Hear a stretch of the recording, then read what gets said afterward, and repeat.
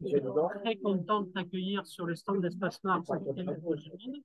Donc, j'ai envie de te questionner, compte tenu de tes responsabilités à la Ligue des droits de l'homme, un petit peu sur comment tu vis les choses dans le cadre du contexte social et politique actuel, et puis peut-être évoquer les violences policières et tout ce qui enfin, est venu interférer, je dirais d'une certaine manière, avec le mouvement social sur la question des retraites.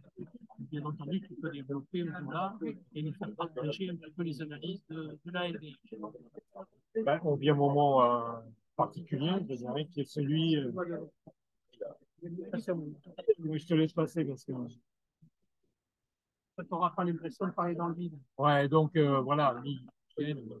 Pour moi, en tant que militant de la LDH, le moment que nous vivons est un moment très particulier où on assiste effectivement à une exacerbation à la fois de fractures au sein de la société et d'un clivage de plus en plus flagrant entre la classe politique, ou en tous les cas une partie de cette classe politique, et le citoyen, les citoyens dans leur grande majorité, et qui est accentué par une certaine pratique du pouvoir, notamment par l'exécutif, qui fait qu'il y a un sentiment, je dirais, de glissement autoritariste, et qui effectivement fait que, au-delà de la manifestation des retraites, on voit bien que dans les manifestations aujourd'hui, y compris quand on y croise beaucoup de jeunes désormais, c'est bien plus que la simple question de la réforme des retraites et de la façon dont il a été adopté, même si cet élément-là a pesé dans la mobilisation d'une partie de la société. Donc, il y a un petit peu aujourd'hui une préoccupation qui est quand même une forme d'inquiétude, clairement, sur la façon dont on entend la souffrance sociale de manière générale, dont on répond ou pas à la question des injustices sociales. Le fait qu'on se retrouve aujourd'hui avec une situation où de plus en plus de personnes ont du mal à boucler avec la hausse des prix, à boucler leur fin de mois. Voilà. Donc, quand on constate, quand on fait la somme de tout ça, c'est vrai que vouloir faire passer, dans un contexte en plus de tensions internationales aiguës, vouloir faire passer par le biais, je dirais, d'une forme de, je dirais pas de cavalier législatif, puisque ça, le Conseil constitutionnel devrait le qualifier dans quelques jours, mais ça y ressemble en tous les cas au travers d'un projet de loi de financement de la sécurité sociale, une réforme fondamentale qui est celle des retraites, et donc de l'avenir et de la façon dont toute une partie de la population de plus en plus importante de notre société va vivre la dernière partie de son existence et les conditions dans lesquelles cette partie de l'existence-là va pouvoir être vécue dans des conditions qui sont aussi dignes que possible. Alors, on voit aujourd'hui qu'il y a de plus en plus de retraités qui ont du mal, clairement. Je dirais que c'est quand même pas neutre et c'est pas une question anodine qu'il suffit de faire passer par une mesure, on va dire, un peu mécanique.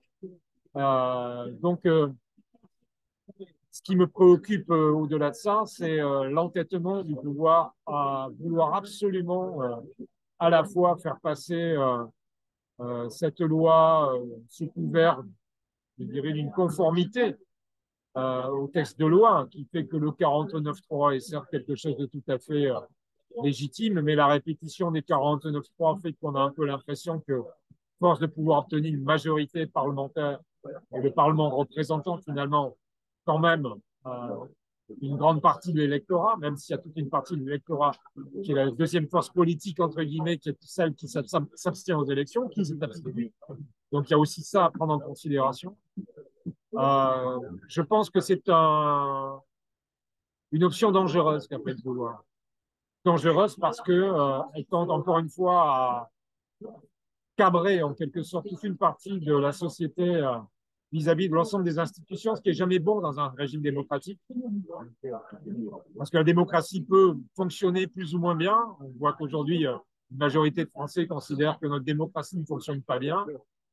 Mais malgré tout, il y a effectivement des bases. Le problème, c'est que dans la manière d'exercer le pouvoir exécutif, législatif, la part que l'on laisse aussi au judiciaire et la manière dont on conçoit l'exercice, je dirais, citoyen et démocratique.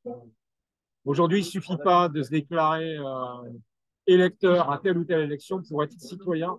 Or, c'est comme ça que de plus en plus le pouvoir entend citoyen, c'est-à-dire dans la capacité qu'il a ou qu'il n'a pas, qu'on lui reconnaît ou qu'on ne lui reconnaît pas, de pouvoir exercer son droit d'élection, d'électeur, donc de désigner des représentants à différents échelons d'administration publique.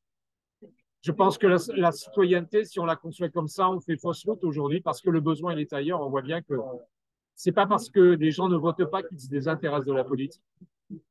Je pense qu'il y a beaucoup de gens qui s'intéressent aux affaires publiques et à ce qui fait sens commun, ce qui fait politique, sans pour autant se sentir incarné par ceux qui représentent les partis politiques dans toute leur diversité. Donc, je crois qu'il y a effectivement un grand chantier démocratique à relancer et la LDH est partie prenante de cela, même si on sent que ça va être un exercice compliqué. Merci Jean-Claude. Est-ce que tu veux rajouter quelque chose? C'est bon? Super. Merci. Merci beaucoup. Et à très bientôt. Et bon,